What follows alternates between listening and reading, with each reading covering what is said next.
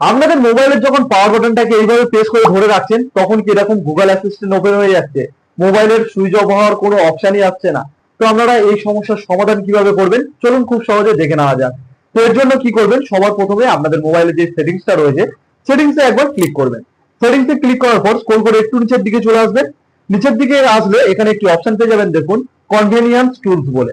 তো এখানে আপনারা ক্লিক করবেন একবার। তো এখানে ক্লিক করার পর নিচের দিকে দেখুন একটি অপশন রয়েছে okay Google assistant with power button বলে। তো এই অপশনটা দেখুন আমার এখানে অন হয়ে রয়েছে।